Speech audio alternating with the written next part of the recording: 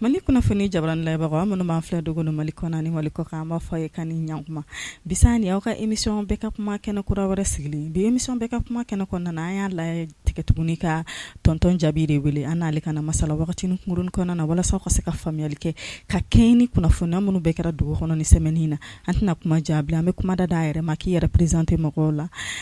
an cɛ tonton Jabi. N cɛ madame ne Modibo Jabi directeur du journal politicien musulman ani l'Express international. Voilà. Ok, tonton Jabi bi an y'a latigɛ k'i wele an ka na masala wagati kunkurunnin kɔnɔ walasa i kana se ka faamuyali di mɔgɔw ma ka kɛɲɛ ni kunnafoniya minnu bɛ jamana kɔnɔ. Tonton Jabi kunun ko dɔ kɛra an ka jamana kɔnɔ min ye jamana kɔnɔdenw misimisi kosɛbɛ jamana kɔnɔdenw ma faamuyali sɔrɔ a la kuma cayara bɛɛ bɛ k'i ta fɔ kuma caman fɔlen don ko in na dɛ. Tonton Jabi e bɛ se ka mun de ɲɛfɔ walasa jamana kɔnɔdenw k'a faamuya polisiw ye nin waleya min kɛ kunun explication jumɛn de b'u ka nin waleya in na. Madame bismillah rahman rahim n b'i fɔ ka lamɛnbaga ni lajɛlibaga bɛɛ fɔ kunu polisiw ka kɛwale o kɛra o b'a sɔrɔ donsow fana bɛ bɛɛ da kan olu fana bɛ ka u ta fɔ bɛɛ da kan ka taga ninnu fana nana ka bɔ jeunesse la fo prison ba la ne bɛ n yɛrɛ ɲininka jɔn ye autorisation d'u ma gouverneur wa ou bien ministre de la sécurité. O ɲininkali kan ka kɛ kosɛbɛ. O ɲininkali ka kan ka kɛ kosɛbɛ. Autorisation marche jɔn marche autorisation d'u ma. Polisiw yɛrɛ u ye min kɛ nin ye Ala farala an kan. Maliyɛn bɛɛ kunna jara. Duwawu bɛɛ minɛra kunun. Sinon n'a fɔra madame an k'a daminɛ a daminɛ la. Forçat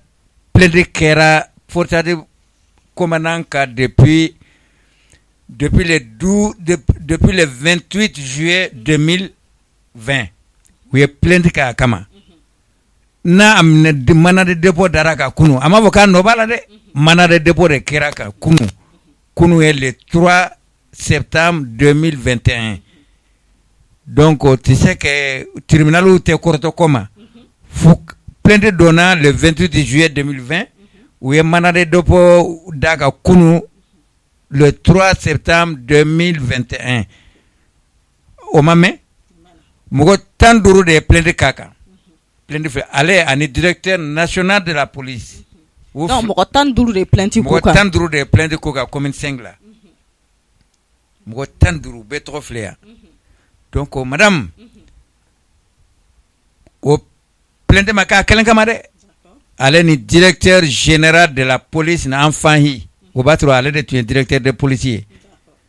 donc Cheikh Umar ale ye forçati commandant ye donc ko in daminɛra kabi le 28 juillet kunun de sa u y'a wele ko b'a ɲininka ko kɛra cogo min na u y'a ɲininka donc o kan ka t'i mara fɔlɔ yanni minali tɔw ka kɛ o de la sa jɛmɛ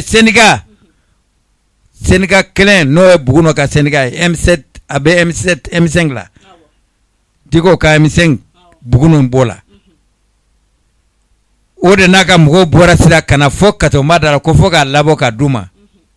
madame Ala farala an kan kaso gardien ni marifa tun b'olu fana bolo a tɛ kɛ fagali ye nin tɛ bɔ fagali bɛ kɛ force tɔw bɛɛ fana bɛ bɔ u bɛɛ bɛ bɔ donc madame ko in kɛra tan olu ko polisi ko a man kan ka minɛ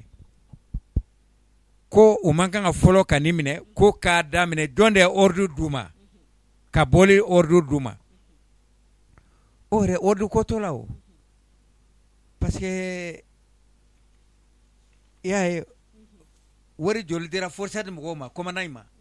200 millions madame 200 millions k'a ka mun kɛ n'a ye k'a ka maintien d'ordre kɛ Diko ka yɔrɔ la o lettre filɛ nin ye a y'a ci ministre délégué aux côtés du ministre de l'économie et des finances le 9 juillet 2020 wari in bɔra o ma Boubou tun ye premier ministre ye en même temps ministre des finances donc wari in bɔra 200 millions in bɔra Amadou Ousmane Touré fɛ o de tun y'a ka directeur de cabinet o de wari in labɔ k'a di forçati mɔgɔw ma filɛ nin ye faamuyali sɔrɔ a la o tɛ donc ko ka taa digo ka yɔrɔ la ko ka taa maintien d'ordre kɛ madame kɛra baara ye donc ko fo ka min ye ordre d'u ma ko fo ko ni wari dira u ma kama ordre di jumɛn de b'o la bilen wari dira u ma 200 millions k'a ka taa maintien kɛ digo ka yɔrɔ la est-ce que a fɔra aw ka taa fagali de kɛ o ma fɔ ni fagali kɛra donc i bɛ ɲininka obligatoirement o ye tiɲɛ e de commandant ye donc i bɛ wele k'a ɲininka a tun bɛ na o haribi a ma ban dɛ parce que a tɛna to kɛnɛ kan o ni ne yɛrɛ tun ye président Assimi ye fɛn fɛn nana k'a bɛɛ radier donc ni e yɛrɛ fɛ sisan polisi fɛn fɛn taara libérer u bɛɛ kan ka radier k'a bɛɛ ka radier o n'u ka sympathisants syndicat ko yɛrɛ ale ka syndicat ka ci po ka bɔ polisi kɔnɔ ni tun ye bala wɛrɛ de natɔ ye an ma presque ni tun ye coup d'état de ye o ni ye coup d'état wɛrɛ de a tun bɛ se ka kɛ madame ala farala an kan kunu awa télé ma se ka fɔ mɔgɔ si ma se ka fɔ réseau kɔnɔ de y'a bɛɛ bɔ sinon information fagara tɛ tɛp kumasulu ko do jamana ma madame donc ko in kɛra tan de 200 millions d'euros ma le 9 juillet 2020 u taara digo ka yɔrɔ la le 10 le 11 et le 12 u ye fagali kɛ donc olu b'a fɛ de ko fɔ min ye wari d'u ma ko fɔ fɛnɛ ka nɔmina o tɛ bubu ye bubu Sise donc o b'o de nɔfɛ sisan ko commandant man kan ka minɛ ko jɔ a daminɛra yɔrɔ min ko fɔ ka o de minɛ donc syndicaliste ninnu n'i y'a faamu sa u ka revendication ye min ye minɛli kana daminɛ olu ka commandant na mais minɛli ka daminɛ bubu Sise la voilà or que plainte ma kɛ bubu kama plainte kɛra commandant de kama le commandant de la force antiterroriste ani le directeur général de la police peut-être o fɛnɛ tun bɛ sɔn ka ɲininka semaine nata directeur national de la peut-être ou bien a ɲininka ale bɛ tora a ɲinama yɛrɛ o fɛnɛ bɛ se ka kɛ donc ni nin welela ka ɲininka a y'a tɔ a ka jaabili kɛ a ye jaabili fɛnɛ kɛ ko an bɛ mara fɔlɔ yanni ɲininkali ka se tɔw ma ka o fɛn mais aw bɛ bɔ o la ka na baga wuli jamana kɔnɔ donc ne kɔni b'a autorité a k'a jɔ a jɔyɔrɔ la a mana fɔ Buguno syndicat bɛ M5 la cogo cogo a yɛrɛ suspend an fan tun y'a suspend parce que k'a taara don politique min bɛ fanga yɛlɛma politique la M5 la parce que M5 ko i bɛ ka gɛn ka bɔ yen ni e syndicat police taara fara olu kan an fan fɛnɛ lettre bɔ k'a suspend pendant des mois a suspend a ka syndicat a yɛrɛ suspend ka bɔ politique la carrément donc ne e bilara mɔgɔw ɲɛfɛ ka na nin kɛwale kɛ kunun le 3 septembre a bɛ mɔgɔ dabali ban dɛ madame donc maliyɛnw an bɛ sécurité totale la bɛɛ k'i kɔlɔsi aw minnu yɛrɛ ka kan ka loi respecter ka magistrats dama ka loi respecter n'aw yɛrɛ kɛra loi tiɲɛbaga ye an b'an min an b'an jaabi mɔgɔ si tɛ sariya sanfɛ u tun ko to nin ka s'a dan na a ma se marché la nin kɔni Assimi k'a jɔ a jɔyɔrɔ la jamana kana kiliku bilen an tɛ mankan foyi fɛ bilen u k'u jija ka élection kɛ ka sécurité sabati fɔlɔ ka élection kɛ sécurité ka sabati dɛ tant que ni sécurité préfet ma t'u ka yɔrɔ la u n'u ka gardiw tribunal ma dayɛlɛ élection tɛ se ka kɛ donc ne kɔni b'a ɲini a fɛ a ka insécurité sabati ka élection kɛ u ka taga Tɔnɔ Jaabi an y'o faamuya ne ministère de la sécurité jɔyɔrɔ ye jumɛn ni ko in na sisan nɔ voilà point d'interrogation ninnu sarala ministère sécurité la wa ou bien o ma sara la ou bien gouverneur de ordre di ma wa ou bien jɔn de ordre di ma o ka bɔ an t'o fana ɲininkali kɛ o ɲininkali ka kan ka kɛ u fana tɛna ɲɛfɔli kɛ mais halo na ta o ta u ka ninnu garde à vue k'u la tous les fɛn fɛn bɔra ka marché kɔnɔ k'u bɛɛ minɛ k'u bɛɛ datugu fɔlɔ k'u bɛɛ datugu ka tila k'u ɲininka jɔn ye ordre d'aw ma hali gouverneur ka kan ka ɲininka an bɛ ale de ka Bamakɔ kɔnɔ yan Mbaye Konate a ka ɲininka ale de ordre di ma wa ministre de ko ka bɔ an t'o o fana ɲininkali kɛ o sɛgɛsɛgɛli kan ka kɛ yɛrɛ ka kan ka kɛ kosɛbɛ comme an ye journaliste ye an tɛna enquête k'a la kosɛbɛ inchallah an bɛ enquête kɛ walasa jama ka se ka faamuyali sɔrɔ sinon Tɔnɔ Jaabi kunun a ko in ye mɔgɔw kamana ganne mɔgɔw ma taa fani nafa foyi dɔw yɛrɛ la kɛra baara ye ni to kɛra a bɛ kɛ carnage de tun ye ale kelen de bɛ mana dépôt la Jawara tɛ mana dépôt la général Jawara Bube tɛ mana dépôt la ni anw fana tun wulila ko journaliste Bube ka bila an ka taa k'an bɛ si an bɛ fɛn bɛɛ kɛ an bɛ da kari Bube fana tɛna bila Jawara gardiw fana tun ka bɔ an ka général minɛlen don a ka bila o fana nin bɛɛ tɛ tamasiyɛn jugu ye an ma nin ye tamasiyɛn jugu Adama Sangare bɛ yen mairie bɛɛ ka baara dabila ko fɔ Adama ka bila ou bien mairie bɛɛ ka jigin ka taa kɔtɔnba da la ko Adama ka bila a tɛ kɛ baara y'an bolo donc ninnu ye min kɛ nin ye u ka bugɔ ɲangili bere min ka kan ka don ka u ka bugɔ nin ye outrage à la magistrature de dɔ ye tugun u ye juge u ye magistrat dɔgɔya bɛ u y'u dɔgɔya sini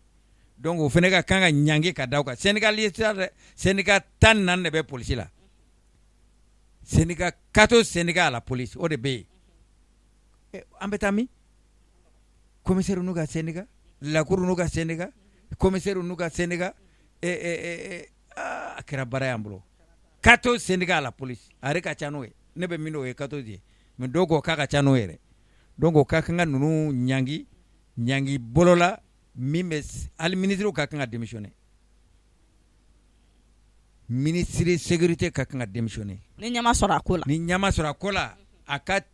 comme kunu tun bɛ réunion na an m'o résultat sɔrɔ fɔlɔ u ye kunu bɛ kɛ Kati réunion na fo 4 du matin ma do 5 du matin an tɛna o résultat an tɛna an débrouiller ka écho sɔrɔ o la tile filanin na ko bɛɛ ka mɔgɔ fana bɛ yen an tɛna ɲɛɲini ɔrɔ tɔnɔ jaabi an bɛ taa corruption kibaruya kun kan n'an sera yen an bɛ taa Bube ka minɛli la tɔnɔ jaabi maliyɛnw bɛ fɛ ka min faamuya Bube ka minɛli la yalima est ce que Bube ka ye kuma min fɔ Renouveau TV sanfɛ Bube minɛ n'o de kama wa ou bien Bube minɛla ka nɔ bɛ avion sanko ni militaire ka wari détournement ko de la madame Renouveau o y'a tɔ de teliya sinon a tun bɛ minɛ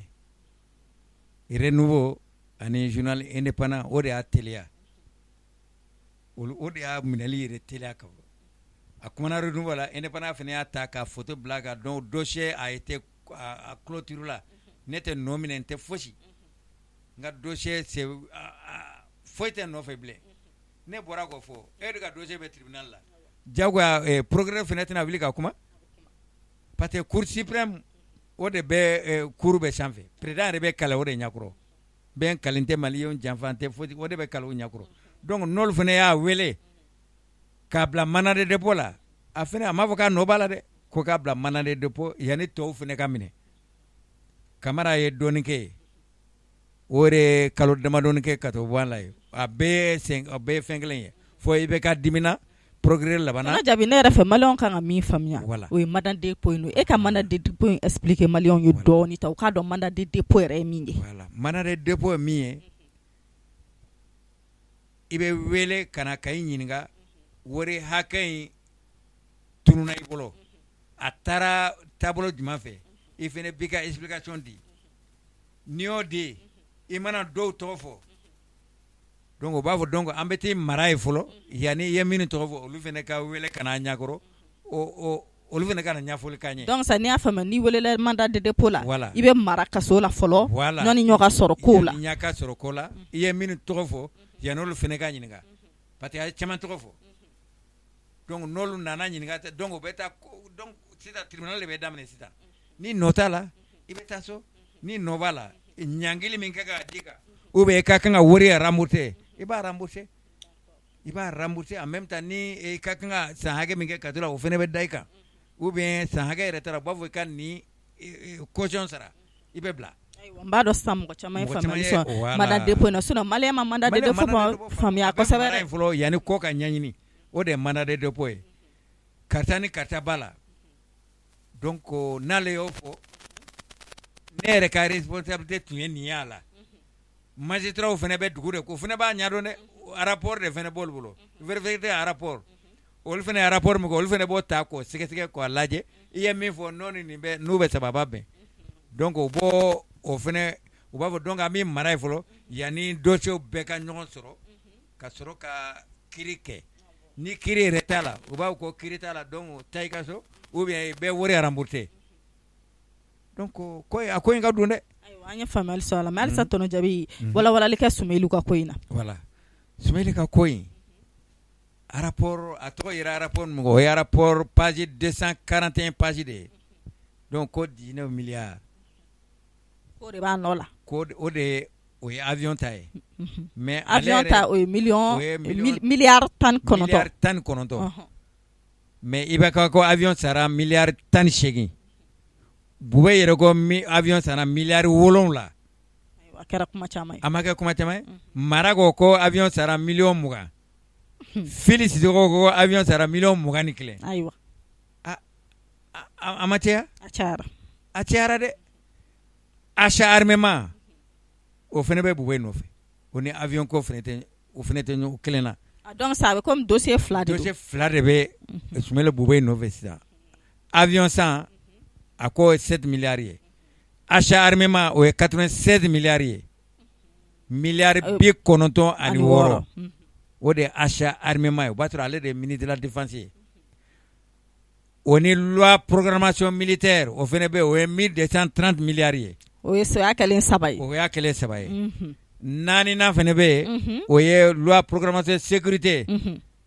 général Salif ka yɔrɔ 446 milliards y'o ye miliyari 446 o ye loi programmation sécurité o y'o ye loi programmation militaire o ye miliyari 1,230 ye achat armement o ye miliyari 96 ye lajɛbagaw ka faamu u si ni si tɛ kelen ni si ni si tɛ kelen avion fɛnɛ ta fɛnɛ b'a dan ma an y'o fɔ sisan 18 milliards 20 milliards 21 milliards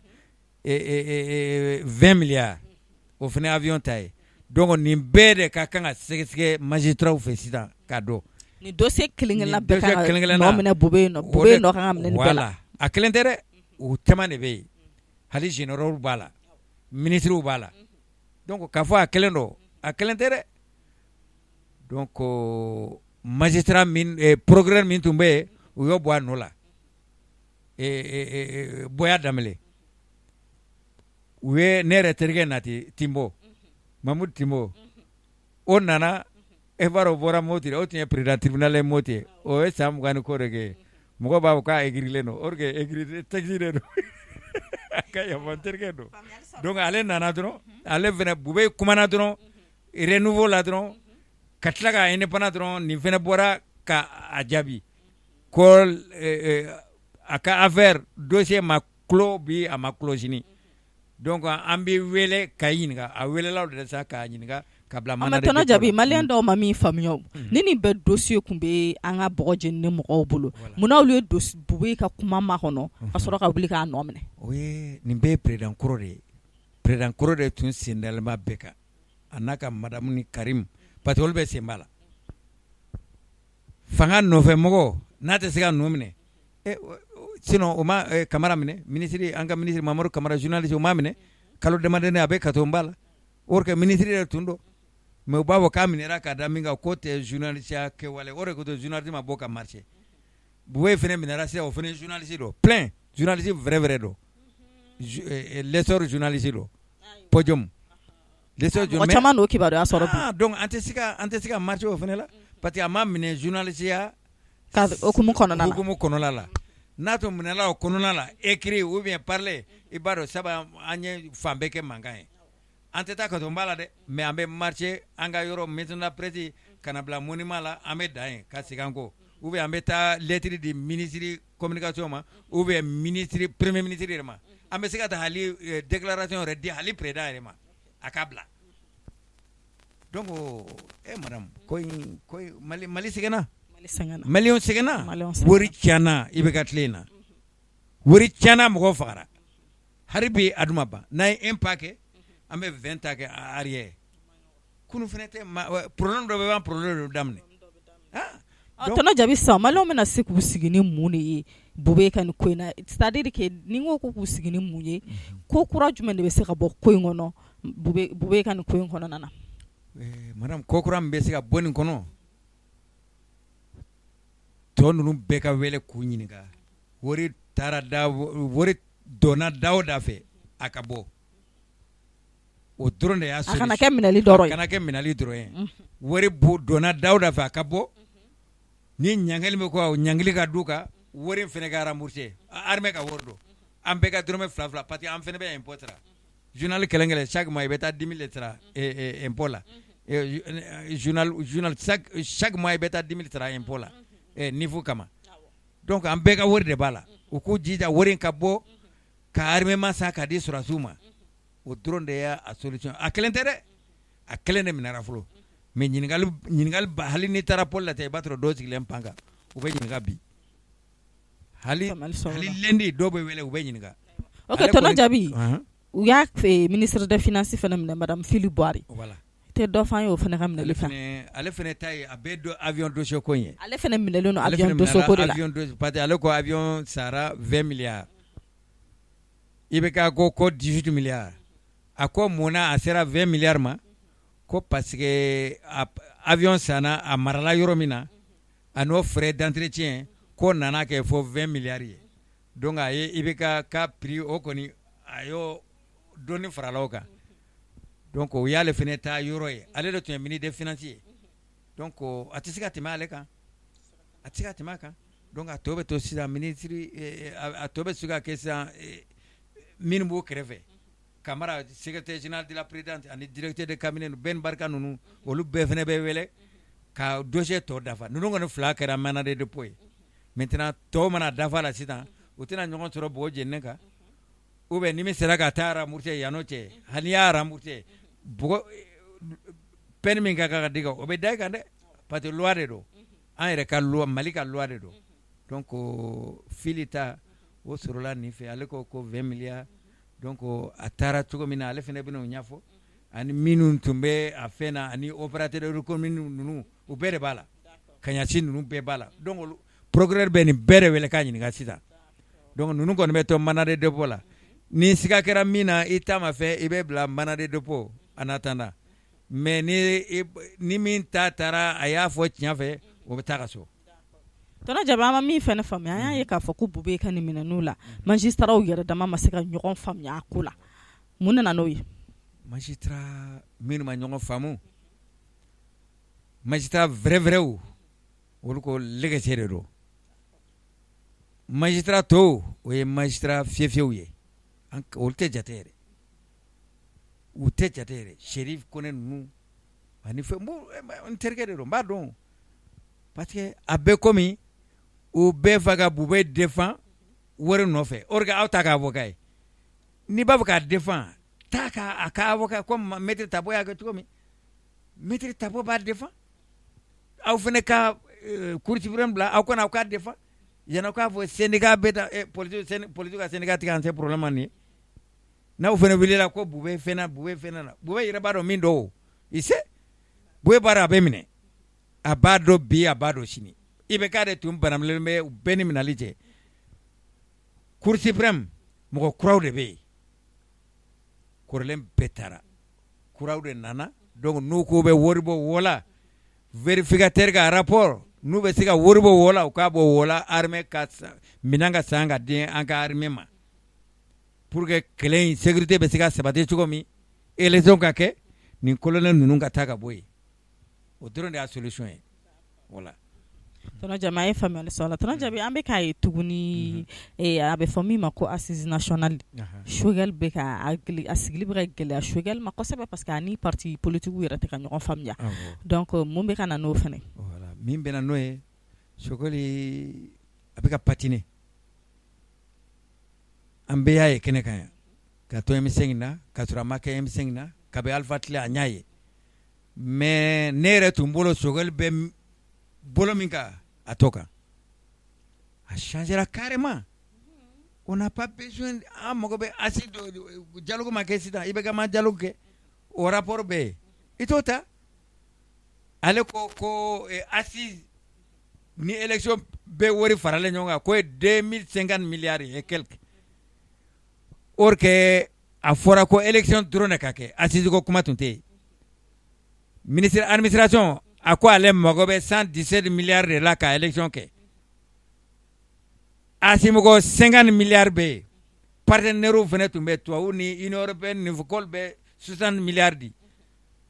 n'o farala 50 milliards a ma kɛ miliyari 110 ye an tɛna tɔ ɲini ka élection kɛ surasiw ninnu ka taa ka bɔ an da la mais ale ko k'ale bɛ assise élection bɛ kɛ 2050 milliards ye o la de parti politique ko assise ka bila kɛrɛfɛ a ka élection programmée a ka chronogramme di mɔgɔw ma dugu min hali région a dama maga région na 20 région de b'an bolo sisan papier kan élection bɛ se ka kɛ ni région joli ye a dɛsɛlen bɛ k'o de da parti politique tulo kan o dɔrɔn de ye o n'u ka kɛlɛ chronogramme région élection bɛ kɛ ni région joli ye élection bɛ kɛ ni cercle joli ye élection bɛ kɛ ni commune joli ye a ko de fɔ ani parti politique bɛ bilayɔrɔ ɲɔgɔn na o de ye nin ye madame donc élection ale ko assise a ma kɛ Musa Tarawele ka congrès Musa Tarawele ko congrès IDPM fo a bira congrès ma se ka kɛ ale dun ye Musa Tarawele ka mɔgɔ ye ni nɔrɔ fɛn na n'i y'a dɔn a man di a tɛ taa mɔgɔw jimi sira fɛ a bila donc ne kɔni hakili la Choguel premier ministre a bɛ Sɔnsɔribugu u b'a gɛn bi u b'a gɛn sini mɔgɔ si t'a dɔn gɛnni turu bɛ sa ale ma o kɔni kana hali siga o la taabolo min b'a bolo n'a m'o bila a bɛ taa bi sini dɔ mɔgɔ kɔni t'a dɔn a kɔni bɛ taa f'a ka taabolo bila ka Mali ta a bolo ma ka parti politique fara a yɛrɛ kan e ma a bɛ audience dɔrɔn de la n'a ye nin audience n'a ye nin reçoit a bɛ nin reçoit ten mais mɔgɔ mago bɛ chronogramme de la ani élection bɛ kɛ ni région joli ye cercle joli ye commune joli an mago b'o dɔrɔn de la ani ka préfet k'u sécuriser bɛɛ ka to ka yɔrɔ la tribunal bɛɛ ka dayɛlɛ école bɛɛ ka dayɛlɛ an mago b'olu dɔrɔn de la mais ale ko assise bɛ se ka mun ɲa o la assise bɛ mun ɲa han ko assise i b'a fɔ ko assise de bɛ Mali bɔ dingɛ kɔnɔ donc madame ne kɔni hakili la a bɛ Sɔnsɔribugu surasiw kɔni y'a yɛlɛ yiri sanfɛ a ka jija a kana poroto ka bi ne b'o de ɲini a fɛ tɔnɔ Jabi jamana bɛ togoya min na mɔgɔ dɔw wulilen don ko fɔ ka transition prolonger i hakilina ye jumɛn ye o ko la ayi transition presque a prolonger a yɛrɛ ma ka ban parce que mɔgɔw ma min faamu Bandaw o ye prestation kɛ le 27 septembre m'a to i bolo yan le 27 septembre ale prestation kɛ le 27 septembre donc 18 mois tun bɛ daminɛ o de la o tun bɛ ban ka bɛn février 2022 ma ala nana kɛ u y'o yalon ka bɔ yen k'a tɛ ka si dabɔ ji la colonel yɛrɛ y'u ka olu de coup d'état kɛ o u y'u wele ka bɔ foro la ka na u y'u ka responsabilité ta k'ale gɛn ka bɔ yen donc Assimi yɛrɛ prestation kɛ le 7 juin donc 18 mois charte kɔnɔ 18 mois bɛ daminɛ le 7 juin de tuguni donc Bandaw ye kalo min kɛ o sen tɛ transition na bilen u ma baara kɛ o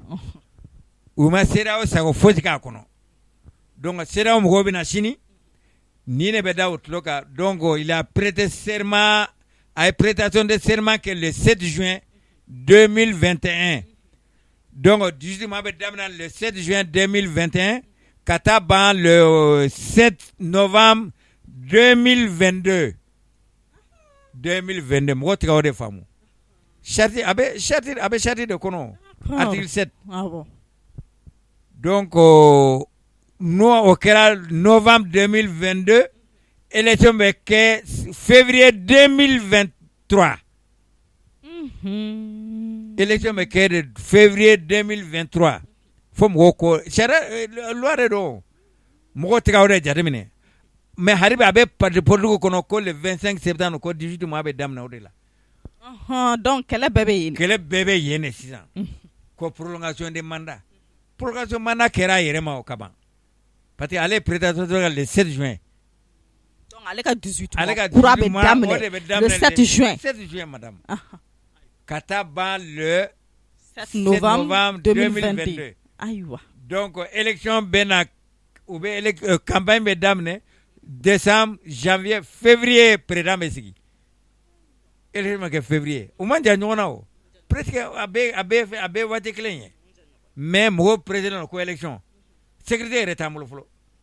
kataba ma Dakari kunu o tɛ insécurité dɔ y'an bolo insécurité dɔ o fana fo solution ka sɔrɔ o fana la bon an y'a ye tuguni ɲɔrɔkɔn ka sirifukɛ n'o ye Buye Ayidara ye o n'a ka jama wulila ka tagamaba dɔ kɛ ko fo ka san 5 fara transition kan mun de an kan ka mun faamuya o fana la ale fana ale b'a ta fɔ o tɛ mori dɔ mɔgɔ t'a sɔsɔ a hakilina ye min ye mais an bɛ kuma loi de kan ale tɛ loi dɔn ale hakili la dɔrɔn surasiw a ye nin ɲɔgɔn de kɛ Aya la k'a y'a soutenir ka na so jɛman di Aya ma Aya minɛra k'o digi kaso la san 7 donc surasiw k'o janto yɛrɛ la i b'a dɔn Asimi président Asimi ani Aya o tɛ kelen a ka kuma man ca acte kɔni a b'o kɛ kuma man ca bolo dɛ donc ale tɛna se ka fɔ k'a bɛ sirifikɛ lamɛn a kɔni y'a mɛn mais a tɛna kɛwale kɔni kɛ e ma ale digo religieux wililen tile filanin na ko ka solution nationale kɛ solution nationale o ɲɛfɔ mɔgɔw k'o faamuya ko bɛɛ ka bolo di ɲɔgɔn ma ka Mali bɔ dingɛ kɔnɔ Diko ni Ayidara ni religieux bɛɛ ani chrétiens ni protestants bɛɛ ne tun y'a kun tigɛ semaine jan tɛmɛlen na n ka kuranikalan dɔ senfɛ n ko ninnu b'u bolo di ɲɔgɔn ma k'u bɛ solution kɛ ko ka Mali bɔ dingɛ kɔnɔ n y'o o fɔ mɔgɔw ko k'o ye ko ɲumanba ye mais u ye nin ɲɔgɔn de fana kɛ i bɛ k'a la o u ye nin ɲɔgɔn de kɛ i bɛ k'a la association caman créé la i bɛ k'a kɛrɛfɛ Sabati 2012 Sabati 2020 caman créé la Diko yɛrɛ y'o bɛɛ dɛmɛ sirifikɛ yɛrɛ y'o dɛmɛ ka 400 millions d'u ma Sabati 2000 200 millions ka d'u ma a i bɛ k'a dɛmɛ a ka gagner o ma kɛ yan donc sirifikɛ ka 5 ans in tɔnɔ jama an fɛ ka min faamuya est ce que a ka kan état an bɛ jamana min kɔnɔ an bɛ sariya jamana de kɔnɔ donc est ce que a ka kan religieux k'u da don jamana maracogo la ama oui komi a bɛ saraw la de religieux a bɛ saraw la normalement a bɛ saraw la de olu man kan ka kɛ publiquement ka kɛ comme an bɛ fanga dɛmɛ jagoya fanga de bɛ fɛn saraw la est ce que n bɛna nin kɛ est ce que a bɛ bɛn ani Mali taabolo bɛ taga wa mais ATT tun b'o de kɛ o san yɛlɛma sera a b'u bɛɛ wele ka na bɛɛ bɛ hakilina fɔ Mali taabolo bɛ taa man ɲi comportement changé Mali taabolo man ɲi u b'o de fɔ président ye mais k'a fɔ b'o da dɔ i k'a kɛ tan i ka u t'o fɔ dɛ donc religieux u bɛ wele de ka a saraw la n b'a fɛ ka nin kɛ jamana ye ne président n b'a fɛ ka nin kɛ Mali ye est ce que ni taabolo bɛ se ka ɲa n'a ni ko bɛ bɛn u b'a fɔ a ka ɲi a ka taga mais sisan an tɛna nin laban lajɛ sinon i bɛ ka fɛn bɛɛ kɛ constitution bɛ sen na religieux bɛ conférence la Ayidara n'a ka mɔgɔw bɛ mémorial Modibo Keyita la ko ka IBK dɛmɛ Choguel n'a ka mɔgɔw bɛ yan fɛ Diko n'a ka mɔgɔw bɛ yan fɛ a ma kɛ parti sɛgɛnna yan bolo fo IBK bira donc religieux Asimi b'a dɔn a yɛrɛ dɔ ko Kidal djihadiste bolo a b'a dɔn religieux ye min ye e ma ye a ka kuma man ca n'a ko sisan parce que complot de bɛ yen Mali kama Asimi b'a dɔn complot bɛ Mali kama complot b'ale kama mercenaires baden de bɛ yan dɔw tun tɛna sɔgɔ ni muru ye misiri b'a la ale menacé Mali menacé donc sisan religieux u kɔni ye min kɛ sisan u k'u jija siso ka bɛn ka bɛɛ ka fara ɲɔgɔn kan ka Mali bɔ dingɛ kɔnɔ o kɔni ye fɛn ɲuman ye mais a ka kɛ sira ɲuman kan a kana kɛ sira jugu kan ka Mali bɔ aw ka bolo di ɲɔgɔn ma ka Mali bɔ dingɛ kɔnɔ a ka kɛ sira ɲuman kan sira jugulama in o ko to ye madame je crois que o de y'a solution ye k'i bolo di ɲɔgɔn ma sursaut kɛ kojugu tɛ dɛ mais a ka kɛ sira ɲuman kan tɔnɔ jabi fɛn min ɲunnen bɛ maliyɛnw bɛɛ kunkolo la bi ni bɛɛ bɛ ka kule fili n'a ye o ye élection ko ye tɔnɔ jabi e yɛrɛ hakili la élection bɛ se ka organiser ka ɲɛ transition wagatinin tɔ kɔnɔna na wa o de kosɔn n ko siraw tɛna sini wa Asimi tɛna programme d'a ma an tɛna o programme lajɛ n'a bɛ se ka kɛ n'a tɛ se ka kɛ sɔrɔdasi kɔni b'a kan ye an bɛ Ala barika da sɔrɔdasiw bɛ baara la nord la centre la u b'a la moyen ni mun b'u bolo u bɛ k'u débrouiller n'o ye donc élection bɛ se ka kɛ o a tɛ se ka kɛ o an bɛ maliyɛnw yɛrɛ de ka kan ka jɔ u jɔyɔrɔ la parti politique o religieux o journaliste o bɛɛ ka fara ɲɔgɔn kan an ka Mali bɔ dɛngɛ in kɔnɔ élection ka kɛ ninnu ka taga solution o dɔrɔn de sinon hari bɛ mɔgɔ b'a fɔ u t'a fɛ ka taga ka bɔ an da la u t'a fɛ ka taga ko Musa Tarawele t'a ɲɔgɔn dɔn o si t'a solution ye an k'an bolo di ɲɔgɔn ma ka juguya dabila maliyɛn ka jugu dɛ maliyɛn méchant maliyɛn ka jugu de après maliyɛn ta ɲinina cayara kojugu ni ne yɛrɛ tɛ ko la a ka ca o de maliyɛn sɔn ye bi ni n t'a la a bɛɛ ka ca o est-ce que o ko ɲuman ye donc an k'an bolo fara religieux y'a kɛ cogo min u k'u fara ɲɔgɔn kan parti politique fɛnɛ u k'u jija ka fara ɲɔgɔn kan mais Bube tun m'o de fɔ ko a bɛ transition soutenir mais e bɛ transition soutenir ko cannen don e bolo ka soutenir peut-être ka pour que u bɛ se k'ale to yen corruption ko rapport ni vérificateur min ma n'o u ka se ka ye ka to yen peut-être a b'a kɛ ka da o fɛnɛ kan peut-être a t'a kɛ ka da o kan peut-être a b'a kɛ ka da Mali bɛ dingɛ kɔnɔ an k'an jija ka ninnu dɛmɛ ka Mali bɔ dingɛ kɔnɔ ka élection kɛ a ka hakilina fɛnɛ bɛ se ka kɛ nin ye donc sursaut in journaliste parti politique religieux bɛɛ ka fara ɲɔgɔn kan Jean Cherbo t'a la Jean Cherbo yɔrɔ kɔlankolon de la n'i y'ale ye yɔrɔ o yɔrɔ ale kɔlɔkɔlɔ fɔ Musa Tarawele ma yan a ye kɔlɔkɔlɔ fɔ ATT ma yan IBK yɛrɛ a y'a bɛɛ fɔ a ma mais u m'a lamɛn an t'o dingɛ kɔnɔ nin ye an b'o de dingɛ kɔnɔ donc madame sursaut journaliste parti politique religieux an bɛɛ ka jɛ ka an fara ɲɔgɔn kan an ka Mali bɔ nin dingɛ kɔnɔ ka Mali kɔrɔta juguw kana yɛlɛ an na o dɔrɔn de y'a solution ye dɔrɔn de y'a solution tɔnɔ jaabi Mali kunnafoni jabaranin lagɛbaaw ne b'a dɔn tɔnɔ jaabi bɔra ka explication camanba de d'aw ma ka kɛɲɛ ni kunnafoniya minnu bɛɛ bɛ dugu kɔnɔ ni semaine na n b'a dɔn mɔgɔ caman ye faamuyali sɔrɔ a y'i da don fɛn caman na k'a walawala n b'a dɔn mɔgɔ caman ye faamuyali sɔrɔ ko in na an bɛna kuma da d'a ma k'a ka kumakan laban di jama ma sisan tɔnɔ jaabi kuma b'i bolo madame n b'aw fo k'aw ka télévision fo a ka cɛsiri la maliyɛnw kunnafoni la alhamdulillah Ala k'aw yiriwa ne bɛ fɛn fɛn fɔ Asimi a n'a ka colonel ninnu u k'u jɔ u jɔyɔrɔ la Mali kana kɛlɛ k'u bolo salamu aleykum wa rahmatulahi taala wa barakatu Mali kunnafoni jabaranin layɛbaaw an tɛ sɛgɛn kuma in fɔli la don o don an bɛ segin kuma in kan an bɛɛ lajɛlen ka jɛ k'an bolo di ɲɔgɔn ma ka kɛ kɔnɔkuluba kelen walasa jamana in bɛ se ka jɔ cogoya min na donc an b'a fɔ ko k'an bɛn émission bɛɛ ka kuma kɛnɛ wɛrɛ kan